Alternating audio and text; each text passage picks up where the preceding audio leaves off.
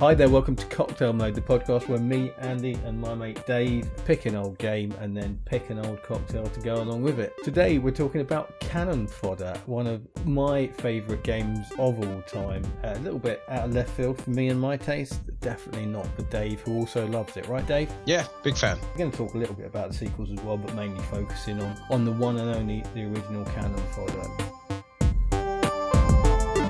I think may have been on the very first episode of this. May even have been on the Never to Be Heard Again Pac-Man pilot episode. I think we talked briefly about who we were and introduced ourselves. And I mentioned that I remember our first ever conversation on the school bus. Do you? Yeah. Wow, I don't. Yeah, it's one of these things. I have this weird thing with my short-term memory is shocking. But your long-term is great. That's Alzheimer's. Thanks. That's the definition of Alzheimer's. Thanks for that. Appreciate that. No, that's sweet. If you remember me and not your wife, I'm happy with that. But I do tend to remember sort of very specific occurrences, which is apparently something that happens to The mentally handicapped. people who are a bit shy, a bit reserved. They tend to sort of because basically a thing happens and they take it away and they sort of think about it a lot. Yeah. I know as a very shy child, and I think because of these things I think about a lot, and it goes over my head. So yeah, I weirdly remember specific conversations quite a lot, and I remember specifically having a conversation with you about the first video game to ever give me feelings, as the kids would say today. This was another conversation many years later, and you said Final Fantasy VII. Yeah. And then I said Cannon Fodder, and you went, "Oh shit, yeah, Cannon Fodder. Of course, it's Cannon Fodder." The thing is, Aerith or Aerith, whatever the fuck her name is, Spoilers. has a face. You can actually see she's a character. She's not literally 5 pixels on a screen. It just has a name. Whereas Jules and Jops, I found myself with Jules and Jops just before I turned it off. Actually, I was just playing around with the mouse and watching them turn, and just really the amount of detail and the beautiful craft that's gone into that game. Their faces are 3x4 pixels. The little faces, really, yeah, and it's just incredible what you can do with 12 pixels. It boggled my mind. The genuine artistry. People who do pixel art, it's a kind of magic. And to quote Queen, I think for me, Cannon Fodder will always be the game that I first played and was gutted when a character died in. Absolutely fucking gutted. And it wouldn't have been first play. First play, you probably would have had characters die straight away, and you don't. Oh yeah, every mission you'd lose someone. Yeah, but when you start to get good and you get Jules or Jops through to like level 4, 5, 6 and beyond, You start to sweat. yeah. Which is ironic, given that the game is called Cannon Fodder. Yeah. I've always thought that's really funny, and that a game that basically tells you from the outset they're expendable. They don't matter. There's no difference from one to another. Even the ranking doesn't improve them in any way, does it? No, it doesn't change anything other than their gravestone. They get a fancier gravestone. Exactly. So it doesn't matter if he dies or not. So it's been a game that sticks in my mind as having an attachment for no other reason than the fact that you've had a named character. Yeah, go from one level to another. I realised, obviously, when I played it, and I played it almost exclusively on the SNES way back, it hit me. I gave a shit about these characters, and every time I lost one, it pissed me off. And seeing that big long line of new recruits not knowing what was in for them. I love the fact they're in civilian clothes. Yeah, it's great, isn't it? But the thing that hit me, I think, more than anything this time, playing it again, was just how much luck is involved in the game. Yeah. As a mechanic, and deliberately so. Do you know what I mean? It's not like luck in terms of bad design. It's luck in terms of the roof is going to fly off this building. Nobody fucking knows where it's going to land, and it might land on you. Not only the roof, the door. The thing is, the door always flies in the right direction, though. You can always avoid the door. Everything Not if you forget. Not if you haven't played it for 30 years and you play it on an Amiga emulator. You're on level 3 and you blow up the building that you're told to blow up, and Jules dies because the door hit him in the face. It comes off like a fucking rocket, doesn't it, that door? That's unbelievable. Boom. Just incredible. But yeah, I just think because of that level of luck, they just come at you shooting. I lost like almost an entire squad because I was tapping my mouse along to the music, waiting for the level to load. And wasn't paying attention. And level started and I was basically surrounded. It's like level 3 or 4, something like that. And it's just, I was like, shit!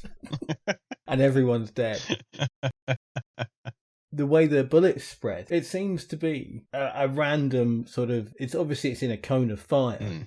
You shoot towards an enemy, not directly at them. You can't just pick off one shot. You just click and through skill hit them first. Oh yeah, there's no sniper in the squad, is there? It's just. But I love that. I think it's fantastic. That to me is why I remember it so fondly. That sometimes slow creep through a level, sometimes balls out, sprint through this bit, and get to that bit because you've got to hit a point before a vehicle turns up and things like that. Sometimes I love it. It's such a good game. I think it's always a sign of a quality game. It teaches you things. The first time you see something, it will be simple, and you'll go, "Oh yeah, shoot the guy, shoot the tank." Yeah. You'll have to hunt for why that's funny. We did mention it on a previous episode. No fucking idea which one.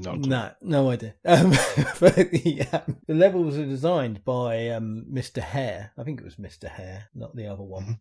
He wanted to introduce something new on every level. Every level he wanted you to see something new for the first time, whether it was a building, whether it was explosives, so grenades or rocket launchers or whatever it is.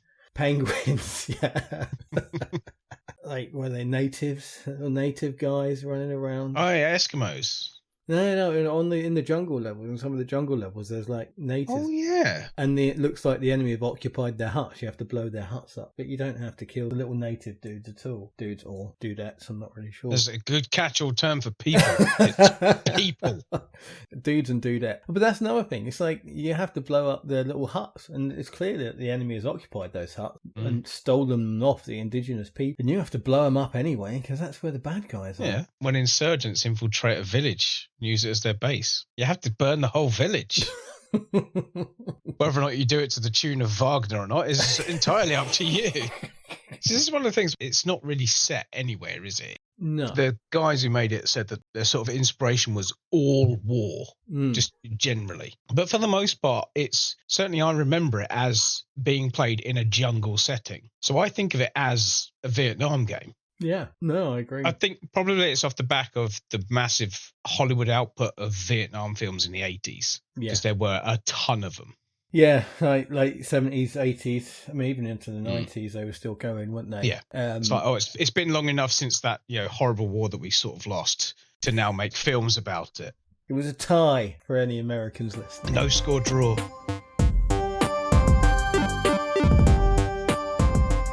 There's a sophistication to the humour, to Cannon Fodder. Well, it's a very British humour, isn't it? It's a very British way of looking at things. Like, if you can't make fun of something, if you can't make a joke of it, then you have to treat it very seriously. Yeah. But generally speaking, anything is up for having the piss taken out of it.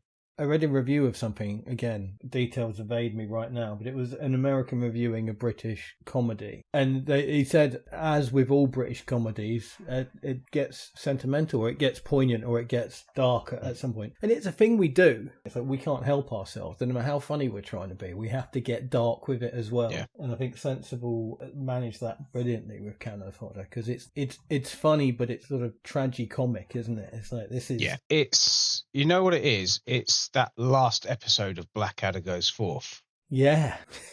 Yeah, absolutely. Which is just more poignant than most war films. Yeah, brilliantly made, brilliant idea, brilliantly written, fantastic. That final scene where they go over the top. Just spoilers. Fuck off. No, I will not fuck off. Stop saying spoilers to everything I talk about on this podcast. It's about things that are 40 years old. Just do an intro at the beginning of every episode.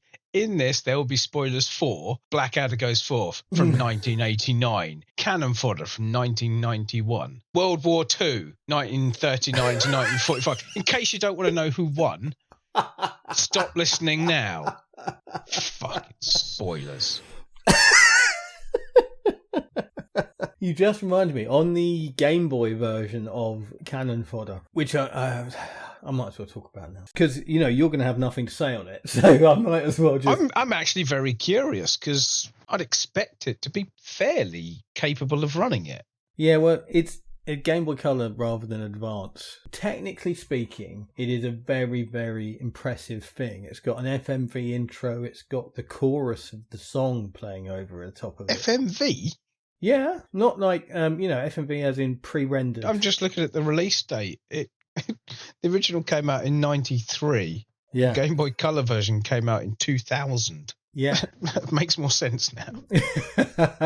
But it was like the biggest format Game Boy Color cartridge that was available. All these things, like on a technical level, I mean, the sound is horribly compressed and, you know, it doesn't sound great. And if you stick your Game Boy Color cartridge into your Game Boy Advance, the sound is completely fucked up. For some reason, it just sort of hisses and whines at you all the way through. It sounds horrible. But yeah, well, on the Game Boy Color, this thing we talked about by adding things sometimes takes away. They've given it a menu, and a menu that is completely new and different, and is like it's like a pre-rendered 3D menu that you turn, and it kind of turns from like the helicopter, and then it rotates to the barracks, and it rotates to something else. So you choose the menu like that. But obviously, by doing that, it doesn't have the Memorial Hill. It doesn't have the line of troops, and it takes away. It's really, you feel a lot of it. And then when you go into the mission briefings, there are these really long-winded explanations of what you have to do. And shoot a thing. Yeah, but it's not. It's like that really sort of lots of backstory and shit like that, and it's a bit heavy. And then when you start the level, you think, excellent, this is Cannon Fodder. It looks like Cannon Fodder, it controls like Cannon Fodder, but you've only got 2 dudes. And you know, you can't split them up. You can't. Okay. And so you run around those 2 dudes, and then if they die, 2 new dudes parachute in, and you just carry on where you left off. Oh, okay. And all this is stuff that, yeah, you think, you know, do you know what they were? But it's a different approach, isn't it? Yeah, but it completely takes away from everything that makes Cannon Fodder a special game. It's quite playable. The screen's quite small, so you do quite often get shot from off it, which is quite annoying. And they've gone sort of overboard on the sound. It's like for some reason they've figured out that they can do speech and sound effects and things quite well. I don't know how they've done it, whether it's just low rate samples or something. But they've put them everywhere. There's like speech all the way through, and the screaming of the soldiers is really annoying. Is it the guy who did the voiceover for Die Hard Trilogy? Yeah. That's never leaving my mind now. Whenever we talk about anybody talking in any video game. Yeah. It's so unpleasant.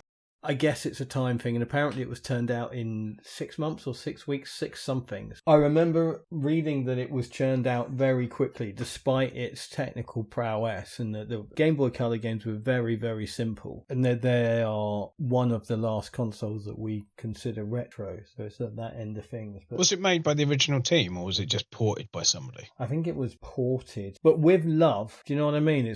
It's not been made. I was going to say, from what you said about that menu system, that sounds like somebody's put some genuine effort into that. It's almost like they've tried to bring it up to date, and I think in their mind, almost having the Game Boy Color audience in mind with that exposition that I'm talking about, and the pre-rendered scene is it's very comical. It's very much like the sort of pre-rendered things they had in between the levels on Worms, and it's kind of that sort of thing. And I just think there's some love gone into it, and the levels are it's like, this is the best we could do. And in terms of how they look and how they play, it's not a million miles off. And the Game Boy Color only had 2 buttons, so in terms of interface it works perfectly, but it loses a lot of that extra stuff that Cannon Fodder had. That is present in every other version, just by nature of recreating what was in the Amiga version. It's interesting, isn't it? There's a few games that I think of as very specifically Amiga games that got ported to other things. So this is one, Lemmings is another, Flashback, I think, and Out of This World more so, but Flashback I think of as an Amiga game. Worms, I think probably just because I played them first, but I think in a lot of those cases they were developed for the Amiga. Yeah. So it should be seen as the original version. It's not always necessarily the best. In a lot of cases it is, because the other systems that were around at the time weren't as good. Yeah, no, it was quite often the best version, wasn't it, the Amiga version? Especially sound. Sound on the Amiga was better than every other system available at the time. Quite often it is personal experience that makes you think of a game linked with a thing. Like we were talking about Tetris and how it feels more like a Game Boy game than anything else, but it existed for a fair long time before the Game Boy did. Yeah. But those two things are kind of very much tied together. But I think you're right. I think in my head it was a SNES game because that's what I played it on first. But having played it on the Amiga since I own it for my Amiga, and I've played it on emulators, and it fits that hardware best, doesn't it? It's definitely a mouse with 2 buttons control scheme. And I know there are obviously other systems that had a mouse with 2 buttons. It feels very much like an Amiga game, and it feels with the Amiga sort of being like adopted in the UK, because it's an American machine. It died in its arse in America. It was embraced Yes. by the bedroom code community from the early 80s, early to mid 80s. Like that sort of... that grew up with Spectrums and Commodores, and then when the Amiga came along, they were like, "Ooh, what can I do with this?" Yeah. And to hear people still make stuff for the Amiga now, it's still popular. It's never gone away. It's always been there, but only here. I did read about there's a guy in, I think it's Poland, who makes replacement chips. Like, he's got the design specs of the chips from it. So if you've got a knackered Amiga, you can just order the chip that's gone.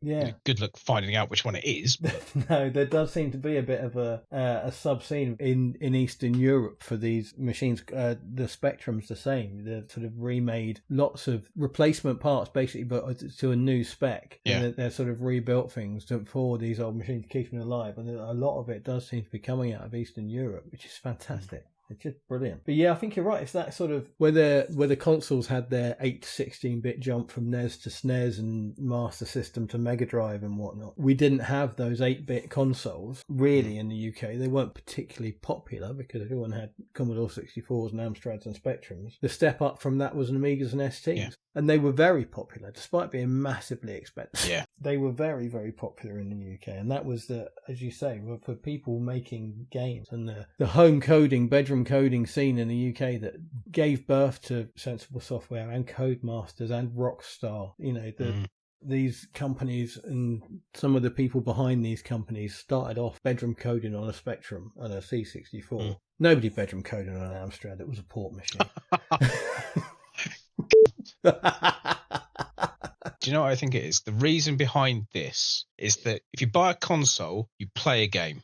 Yeah. That's it. Buy a computer, a Spectrum, an Amstrad, a Commodore, whatever. You can do other things with it, and you can make your own games. Yeah. And it's very much in the psyche of people to build things like Lego. Meccano, going back further than that. The idea of making your own thing is being more interesting than playing something that someone else has made. Yeah. Like building your own shitty thing is better than playing a polished thing that someone else has made. If there's a Spectrum owner that exists that didn't have one of those books with all the basic... I say basic was the coding language, by the way, to anyone listening. It was basic, but that was also the name of the language. But it's, I remember typing out hundreds and hundreds of lines of code that didn't fucking work when I hit run. And you'd have to sit for it and see where you'd put a comma instead of a full stop. On the Spectrum, could you save your code to tape? Yeah, because you could on the Amstrad. I remember typing out something. I think it was a poke for Gauntlet that was hundreds of lines. Yeah, I got to the end of the thing in the magazine. It said, "Oh, by the way, if you've got a space on a blank tape, probably only need about 30 seconds or so. You can save this." So what? So I type this all out. I can save it and then just put that cassette in, then the Gauntlet cassette, and it will load that poke. Oh, that's changed my life. Yeah. Well, we mentioned pokes last time out, and I think that in itself was a bit of a gateway into wanting to do. I think for a lot of people that would have been the initial inspiration to do their own programming. So I type this. They would have looked at something that someone else had printed or published and thought, "Oh, that's interesting. So how does that work?" And that curiosity, that instant thing of, "Well, how does it work?" Yeah, no, they used to do in, I think, Your Sinclair. Again, there was 3 or 4. There was Your Sinclair, Your Spectrum, and Sinclair User, I think, were the 3 main magazines for the Spectrum. One of them... Zap. Wasn't there Zap as well? Zap was 64. Okay. Crash was a big... Crash, that's it. That was the coolest one. The others were more serious, and I think it was one of the others that did a sort of month by month program your own game thing. And it's just a bit of code, 100 lines every month that you typed in, and then you had to wait for next month's magazine. Just seems so fucking archaic now, doesn't it? Yeah, it's what we had. It's the best you could do back then. Yeah. But yes, all this scene is what Sensible Software were born out of, and therefore Cannon Fodder.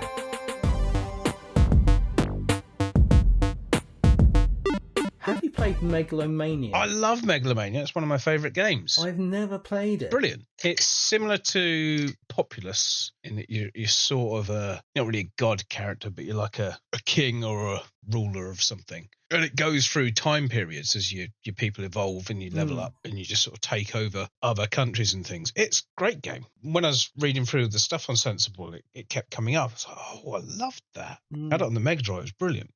It came out just before the whole Robert Maxwell thing, so it never really... didn't get a lot of support because there wasn't a company there to support it, basically. But I've heard about it over the years. It's one of those games that I've heard about, but it doesn't appeal to me. You wouldn't like it. It's not your sort of thing. Yeah, I'm a big fan of Sensible Software, so it's almost like I might check it out at some point just in case. But I watched it. I would say watch a video. That's as much as you should probably do. I saw a few clips of it and something I was watching earlier, and there was a lot of menus.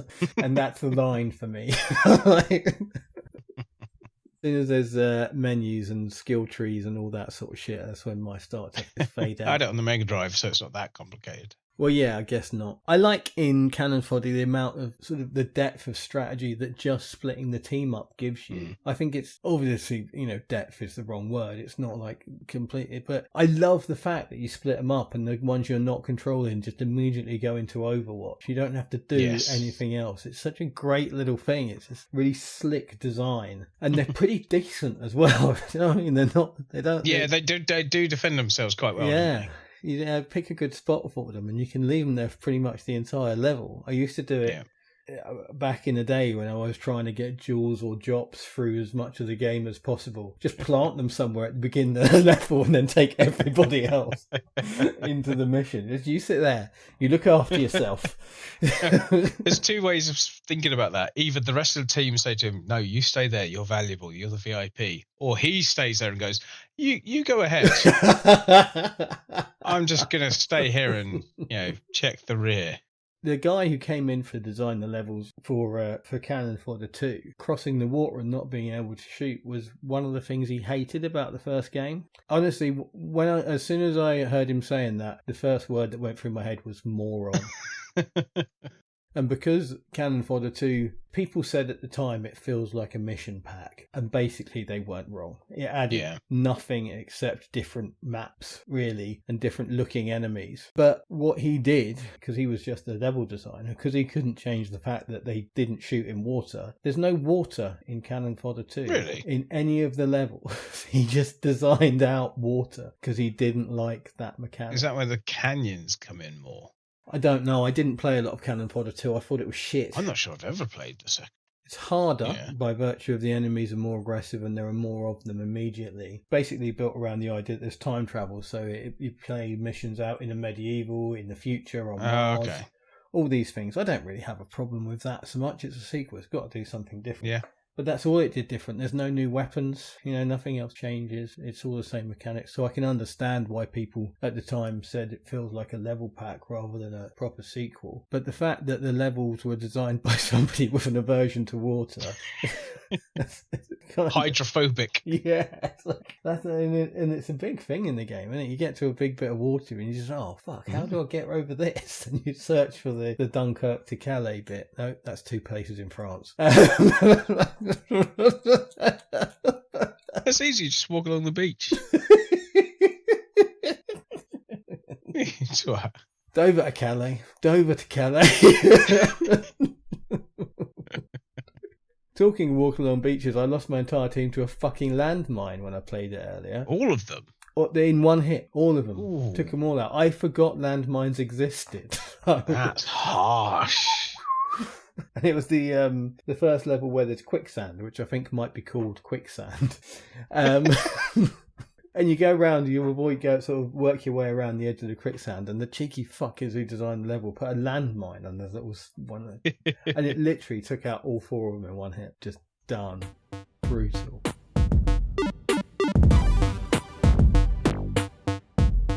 So yeah, I mentioned when we had a brief chat about this last time that Cannon Fodder 3 is a bit of a potted history. It got cancelled 3 times. Yeah.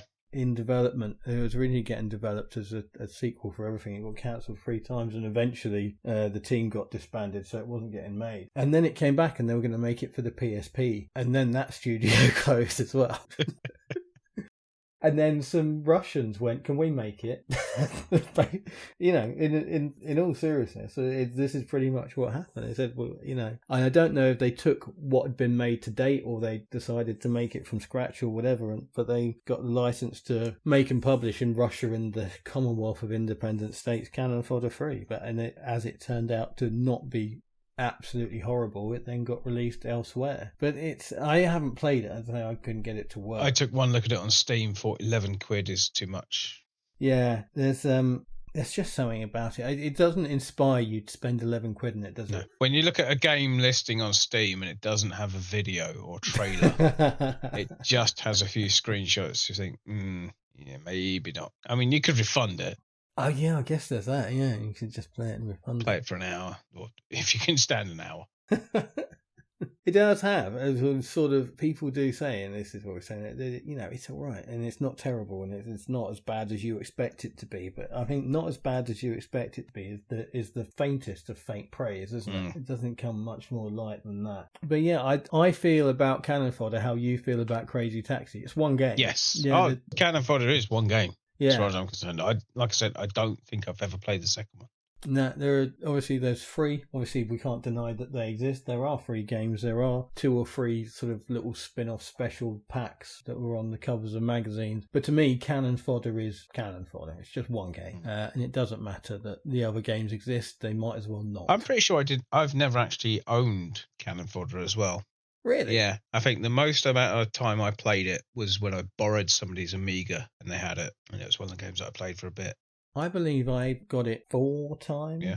I haven't mentioned this yet, and I don't know why, but I would put it in easily my top 10 games of all time. I absolutely adore it. I think it's magnificent, and I think probably because I do like it when games have got a little bit of extra something about them. It's not just a great game is great, don't get me wrong, and a game can be great without having a message in inverted commas or being artistic or whatever wanky thing you want to say. A game can still be great without that. There's nothing artistic or particularly intellectual about Street Fighter 2, and it's still a masterpiece. But when games do have a bit of extra something about them, I tend to fall in love with them a bit, and I think that's always been Cannon Fodder. It's never been quite as straightforward as it seems, and I just absolutely love that about it. I have it 3 times. What do you have it on? I have it on the Super Nintendo. I thought I had it 4 times. I've got it on the Super Nintendo, which is what I had it on originally and have easily played it on the most. I have it on the Jaguar. Oh, yeah. I love my Jaguar. It's kind of that, what's the word? Stockholm syndrome. A little bit. I just want to cuddle it. Do you know what I mean? I know you weren't that bad. You feel sorry for it. And it wasn't. And, I get quite annoyed because everybody loves the N64 and I think the Jaguar's better, which is a choice opinion. But, yeah, I do love it. And so when I hear about a game that, I love that's on the Jaguar, I'm always going to pick up Cannon Fodder. So I think it's one of the earliest games I got for my Jaguar. Yeah. And I have the Game Boy Color version. Yeah, and the SNES, which is what I played it the most on. I definitely got it on the Amiga. Got a nice sexy big box version of it. I was going to say, if you're going to have it, you should have it on the system it came out on. Yeah, absolutely. It's like owning every version of Tetris without the Game Boy version. Obviously, the box with the whole British Legion and the whole fuss around Cannon Fodder when it came out, which I guess we should explain, really, to people who don't know. Mm-hmm. But so Cannon Fodder originally began its sort of hype train, its promotional activities on Remembrance Day in the UK, which is a day when we remember soldiers from all wars.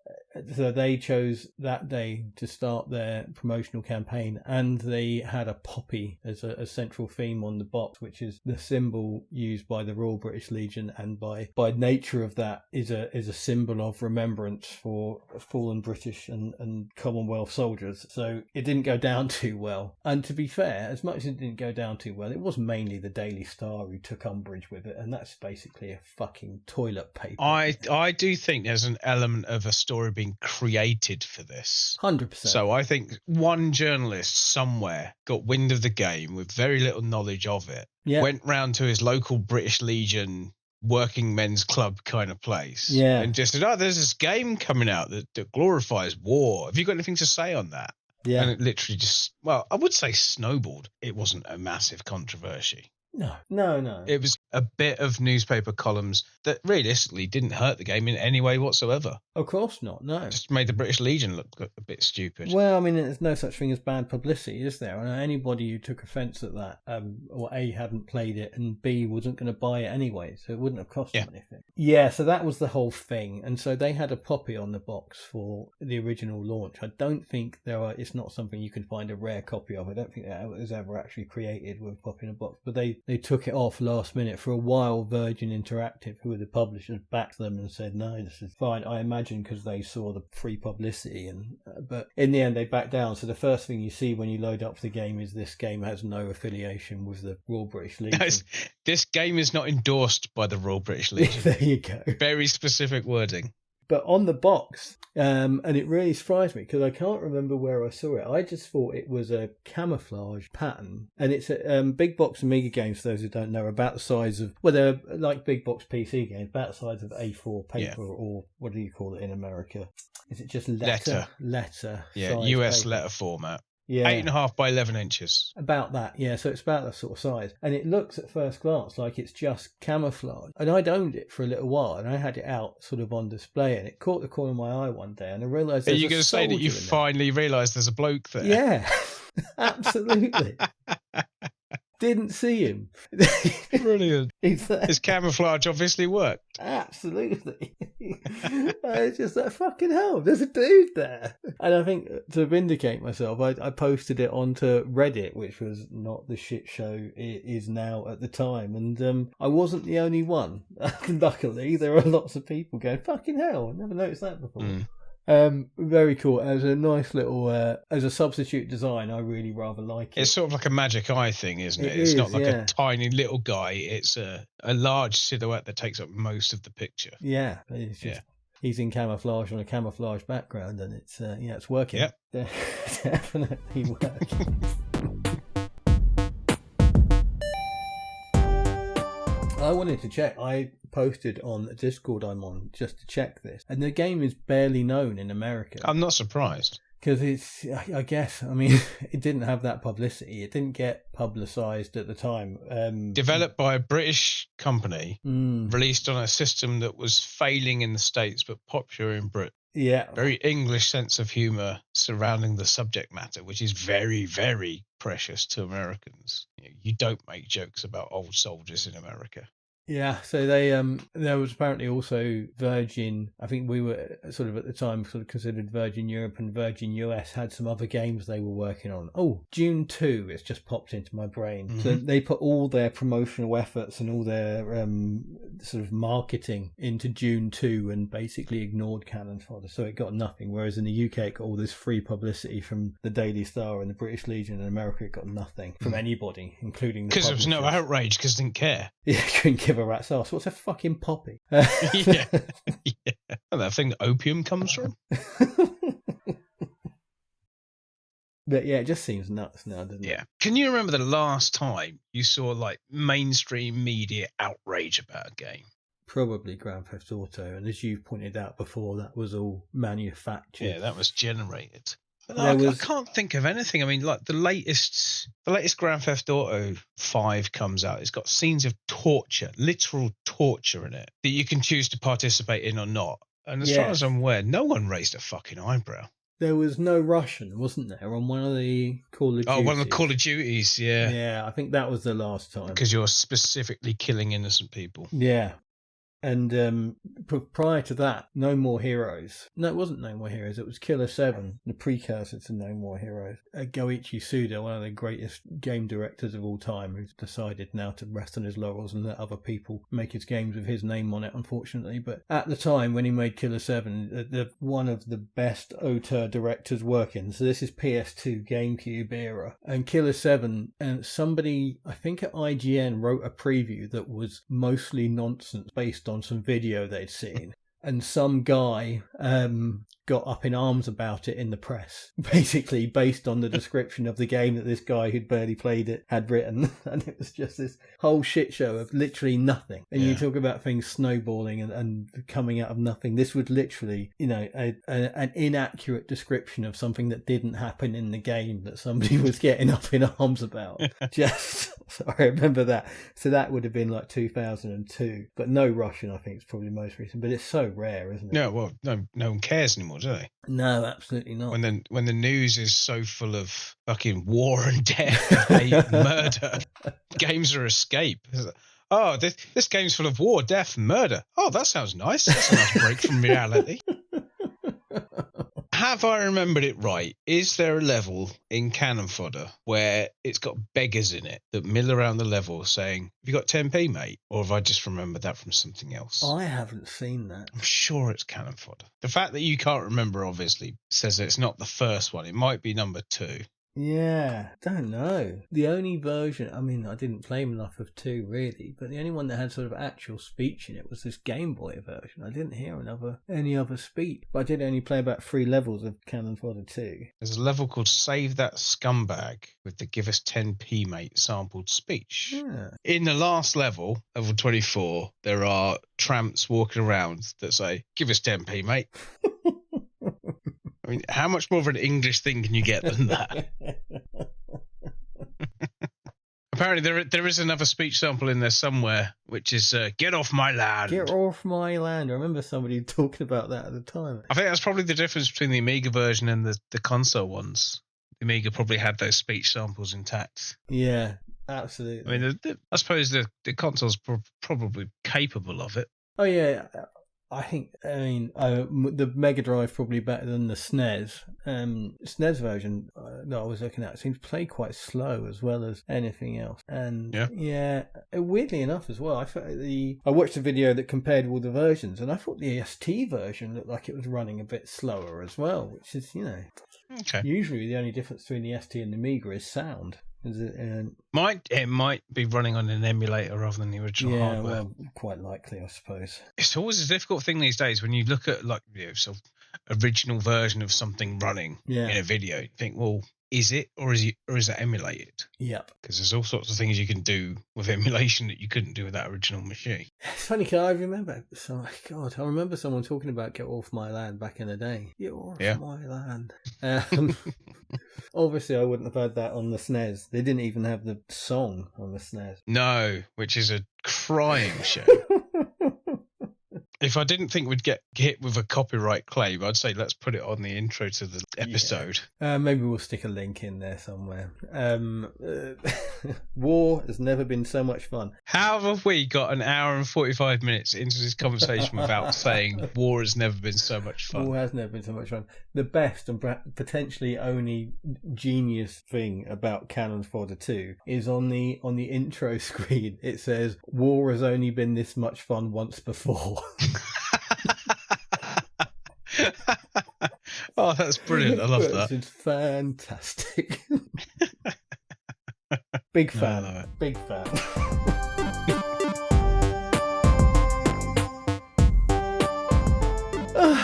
Right, that's it. We've run out of things to say about Cannon Fodder. Have we? I have taken some notes from the list of names. Right. So the people in the game that is Jules, Jops, and the others. When the first 5 or 6 were the development team, weren't they? Yeah, the first 5 or 6 are various nicknames for the developers. Yeah. And then from there it goes a little bit all over the place. There's a lot of just random names, probably friends and family and like the odd joke shoved in there. But there are some very standout jokes. And I've extracted a few. So there's Mario and Luigi. Nice. Iceman and Goose. Bono and Edge. Macbeth and Macduff. Crosby, Stills, Nash and Young. Oh, nice. Fidel, Iddy and Shay. Kirk, Spock, McCoy, Chekhov, Uhura, Bones and Vulcan. Fucking hell. And the last 4 names on the list, because you've got to be pretty shit to get to those last to have 500 people. I think I got there on the SNES. Really? I'm pretty sure I got through them all. So the last 4 on the list are Goner, Waster, Loser and Fodder. I'm pretty sure I never got that far through it. Oh, no, I'm pretty sure I finished the game. I probably would have lost, I don't know, let's say 100 people, maybe more. Yeah. So I would have seen quite a bit of that list, but not all of it by any means. There is a bit where there's 3 Steves in a row. Steve dies and you get another Steve. Well, I love things like that. I love little just bits in there where guys writing in like, oh shit, we need a list of 500 names. What's the latest England squad? That's 11. The last 20 prime ministers, that'll do. Having just watched that level to try and hear the give us 10p, mate, I've never seen an urban level in Cannon Fodder. I've never seen that before. I'd not got that far into the game, so I can't have got that far into it at all. So you've never finished it? No, never finished it. And I said this before about games. I don't feel like I have to finish a game to love it. No. I love it, and I'm clearly not particularly good at it, or certainly wasn't back in the day. But I think my problem is I get a bit obsessive, and like playing it as I have the last couple of weeks. If I lost anybody, I'd kill the level and start again. I'm not going to get through Cannon Fodder like that. It's not going to happen. I need to just... You've missed the point of the game. I know. They're supposed to die. I know. I don't want to. So I think if I can get over that, I reckon I could... Because, I definitely better at it, whether it's because I'm playing it on its proper control method, which you will never hear me say again about a mouse. I was going to say, that's an unusual thing for you to say. It's very specific as well, not mouse and keyboard, just mouse. And I'm all right with that. I remember reading a review about a twin stick shooter game, Weird Segue, which I guess it plays a little bit like in an odd way. That control method would suit it. Yeah. And this review said, and it's something along the lines of, like all good twin stick shooters, you spend most of the time moving away in one direction and shooting in the other. Mm-hmm. And that's kind of funny. If you're not walking away while you're shooting, you're probably going to die soon. You do have to. Yeah, because your range of fire is less if you're walking towards what you're shooting at. Yeah, I think as well you're closing the gap because you're moving yourself into the fire that's coming back at you. You've got range, haven't you? You've got range on most of the enemies. Other than when they start firing fucking bazookas at you, but when you're just exchanging fire, your range is slightly better than theirs. As a thing I always used to do, I'm not sure if it's a general accepted thing that everybody does, but if I knew there was going to be a section where there's people were going to come from, I'd move the guys so that they're stood in a line. Yes. So you get more coverage with your fire. Yeah, it's not just me. No, absolutely. No, you want that. I mean, it's a double-edged sword, isn't it? Because you're also making a larger target. But because of that thing we said before about how the cone of fire is random, you need that quite wide spread to get across it. No, it's absolutely the way to go.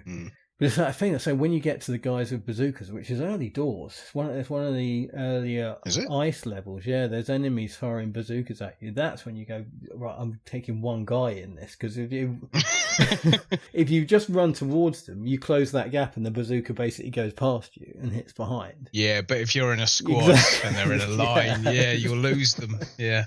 And it's all these little things. And I say when I call it a real-time strategy, that's what I'm thinking of. There is strategy involved. You can't do what whoever the guy was that designed the levels for Cannon Fodder 2 wanted to do. It's not an arcade shooter, as you say. You could make an arcade version of it, but you won't do well playing like that. Just charging. No, it's not a Twitch. No.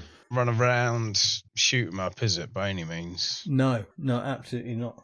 Stuart Campbell is the guy whose name you've not bothered to look up for this entire thing.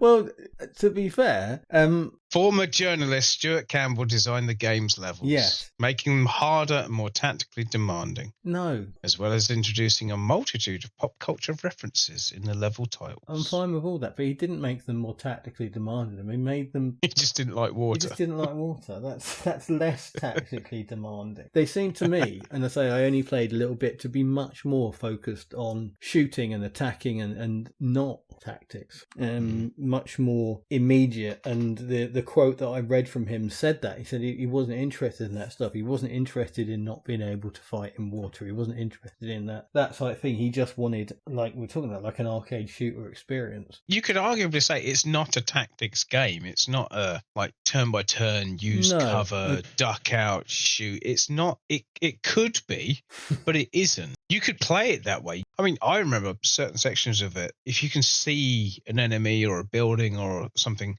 that's just enough distance over trees that you can't go through, you might get a grenade over there. So there is an element of sort of tactics play to it. And you can very slowly creep through a level, which is more of a tactics type game than an arcade run and gun. It's not Ikari Warriors by any means, is it? It's a very sort of slowed down, broader view of a game like that. I play it like that, which is probably why I think of it as a real-time strategy game, because I do play it slowly. I do, creep is the wrong word, but I don't just rush headlong into things. And I will split up the team if I think it's going to get hairy and stuff like that. I do play it like that. So it's probably why I consider it. It's not tactics in video games tends to mean turn-based, doesn't it? And I think strategy is probably, it's closer to a real-time strategy than, I mean, what other than, if you say, you're right, sort of that Commando Ikari Warriors thing on one end and then a real-time strategy on the other, and it's kind of in the middle of those two, isn't it? Yeah, it's a very odd mishmash of the two. Yeah. It's kind of half arcade run and gun, not even half, a third arcade run and gun, a third tactical creep through the level, kill everybody, make sure you don't die, and then another third of real-time strategy, viewed overhead kind of thing. It's its own genre. Exactly.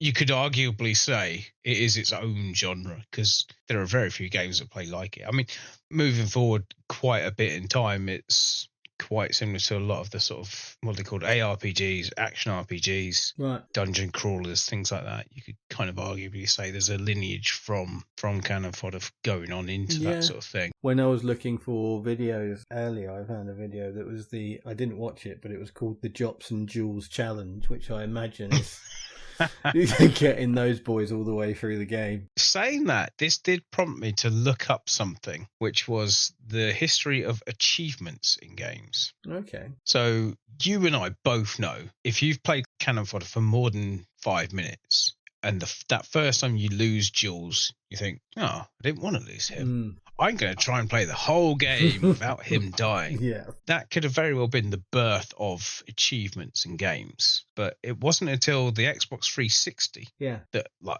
an official achievement system existed. But there was, apparently Activision used to do a thing where if you took a picture of your high score in your game, they would send you a so-on patch. Really? For the game to say high score in this game. I thought it was brilliant. I love that idea. That's I love that idea of like a real world, medal or patch or something to say that, yes, I achieved this thing in this game. It's kind of pathetic in a way.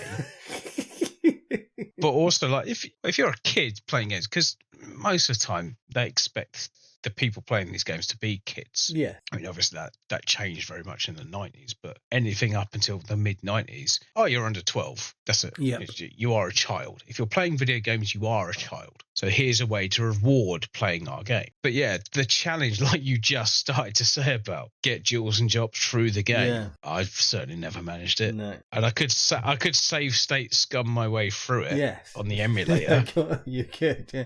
I haven't got that much patience. I don't like achievements because I'm a wanker purist and I don't like little pop-ups coming up in my game. We talked before about another war game, another, what's the word? Not sort of flippant, not throwaway war game, the recent one. Spec Ops The Line. Spec Ops The Line. And that's got, because it's a modern game and because achievements are handed basically by not the development team, by another team, you're playing this, very dark, very serious war game and it's got little pop-up messages flashing up on the screen.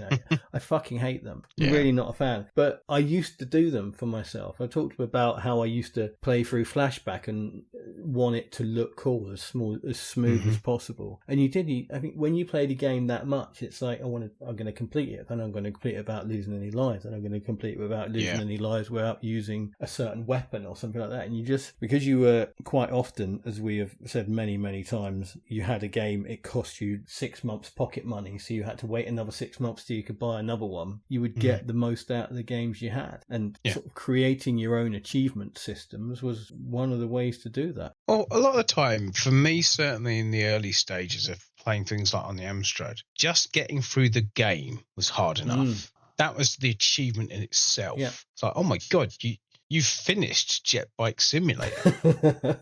Yeah, I got to the end. It's like, how good must you be at the first or second level? Because you'd have played them hundreds of times to get to those last level. But it is the case, isn't it? Those early stages of something, like you see it now. If you watch YouTube speed runs and hitless runs of things like Elden Ring and Dark Souls, the early stages of that game, they could be blindfolded and they just breeze through it like it's nothing. You yourself would spend an hour butting your head against this brick wall of this thing you can't kill. They do it without taking a hit while being naked and unarmed. It's just, what the fuck? But if you've done it enough times, so it's coded into your head, you will just breeze through it. When I had my Game Boy, originally I had my Game Boy, I think the second game I had for it was Super Mario Land. It may have even come with the two, Tetris and Super Mario Land. I don't know if that was a thing or whether it was a shop offer or something. Because I wouldn't have bought Super Mario Land because I don't like Mario games and stuff like that. Mm-hmm. But Did you buy it in Dixon's? Yeah. But I used to go through the first, and for some reason this number's in my head, talking about long and short-term memory again. I used to go through the first level of Super Mario Land in 16 seconds. Just boink, boink, boink, boink, boink, all the way through, boink, boink, end, done. Because you say it's just like, I get at the time, I probably could have done it blindfold.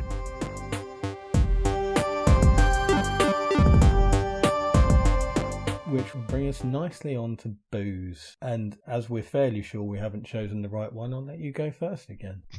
With any luck.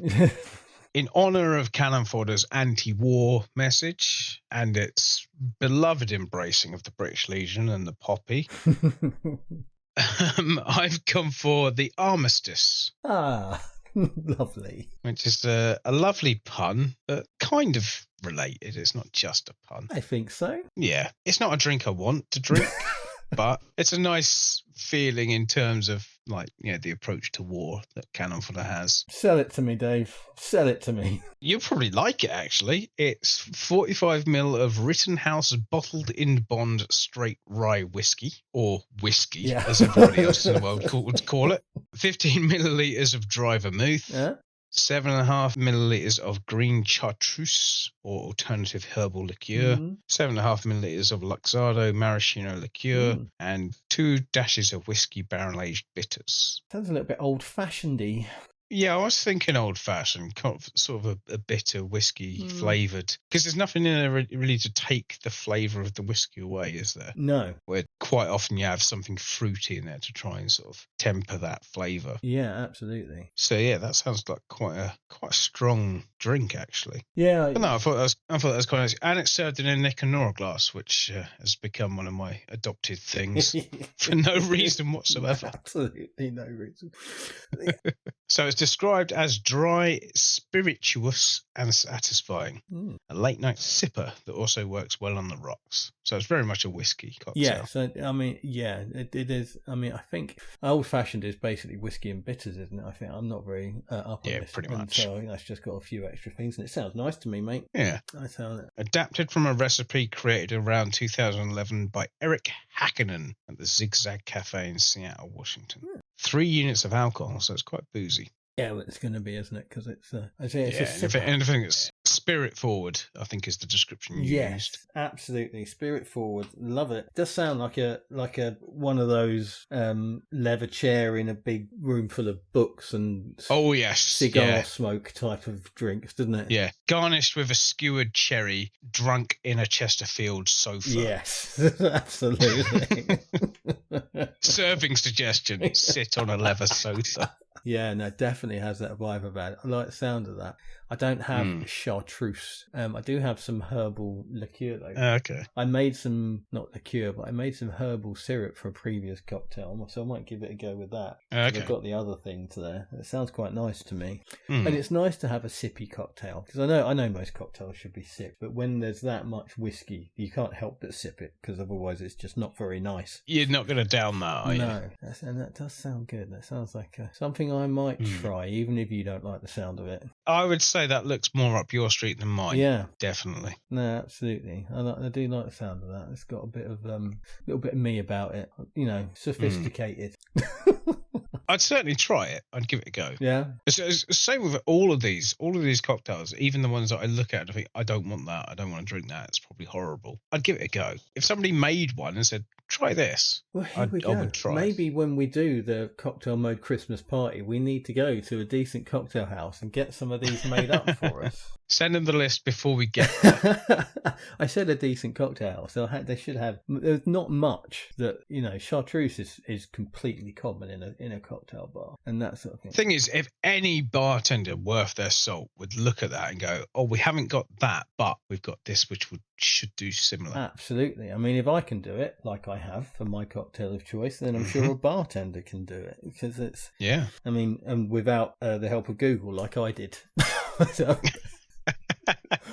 So what have you got for us? So I've gone for a drink that is both in name and in theme a bit of a winner. I'm quite proud of this one. It's called the Bittersweet Victory. Oh, I like that. Yeah, right? Because so this is what you drink when Jules dies. Yeah, exactly. You beat the level. On the last level. You've beaten the game. The credits are rolling, and the only gravestone on the hill is Jules.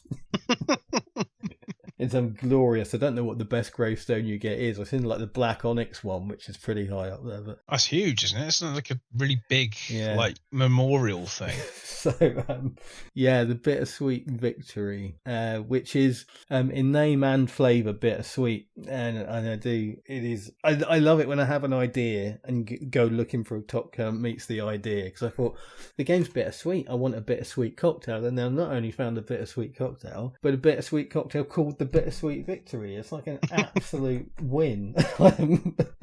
I'm all over it. And to put a little feather in its cap, bloody lovely. Yeah. So yeah, I mean, not for everybody. If anybody out there drinks Negroni, it's quite a popular cocktail, Negroni. They will know Campari and its bitterness, and it's a very distinctive flavour that not everybody loves. But I'm all right with it. The actual recipe suggests Martini Reserva Special Bitter, which basically is Campari, which is what you make Negronis with. So I have Campari. I don't have Martini Reserva Speciale Bitter, and I'm sure it's much more sophisticated and expensive and all that. But even the video of the bloke who invented it making it, reads on the ingredients list that comes up, it says you can use Campari. So I don't feel like I've exactly come up with some groundbreaking thing here. So yeah, it's basically 60ml of white rum, Bacardi, 10ml of that Campari is what everybody will have. But if you have another, apparently these sorts of drinks, they go by colour, and this is a red one. So Campari is red, and this is red, and that will tell you what sort of drink it is. I'm not up enough on this sort of stuff to know, but basically 60ml of Bacardi or other white rum, 10ml of Campari, 15ml of maple syrup, and 15ml of lime juice. So it's got. You do like your limes. I do like my lime juice. So you get the bitter from the lime and from the bitters, and the sweet from the maple syrup, and your big whack of spirits out of your rum. And it's a thrown cocktail. So you don't shake it, you don't stir it, you throw it. And this was a new thing to me. So what's throwing? So throwing is where you basically. Because there's toing and throwing. Is this different to that? Fuck's sake. As I learned earlier today when I chose this cocktail, throwing is that thing where you pour from one half of your cocktail shaker into the other, and when you're really fancy, you move them as far apart as you dare as you pour from one into the other. And apparently it's to mix and aerate the drink is why it's done that way, and not to also to help not over dilute it, which is sometimes shaking. You can accidentally over dilute a drink if you're not careful. So yeah, and I did. It's really, really, really nice, really drinkable. Served in a wine glass, bizarrely, but there is quite a lot of it, so I suspect that's why. Interestingly, the garnish is a grapefruit zest twist, which I didn't have, but I really understand why, because of the flavour is that kind of sweetness and bitterness and sharpness from the lime juice. It's got a feel of grapefruit about it, even though it doesn't really taste like grapefruit. I was going to say grapefruit kind of embodies that bit of sweet, doesn't it? Absolutely. So yeah, even though there's sort of no grapefruit flavours in it, I absolutely get why that's the garnish. I wish I had some, but I don't. This is another drink. We've had a couple. I think we've had one each that's been in the Bacardi Legacy competitions. This is another one of those. It won for... Yeah, it's come up before, isn't it? Yeah, one for Austria in 2016, and I must admit that part of me quite likes the idea of my cocktail for a war game coming from Austria. Like, you know, historically, I'll leave that there.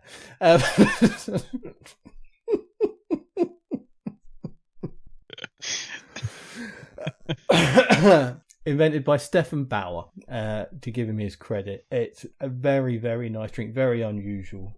The maple syrup in there is really, really tasty. It tends to hit you first and then the bitterness comes after. But yeah, recommend it. Anybody who likes Negronis, give one of those a shot, because you've got Campari in your cupboard anyway. So there we go. Proud of that one. Nice. Yeah, good. Like it. So there's no conversation about next week's episode, because next week's episode is going to be the Christmas special. So no game to choose. Dave and I are just going to get drunk and talk a lot about Christmas presents and the old days. So join us for that next time on Cocktail Mode, the podcast where gaming, like alcohol, is in our blood.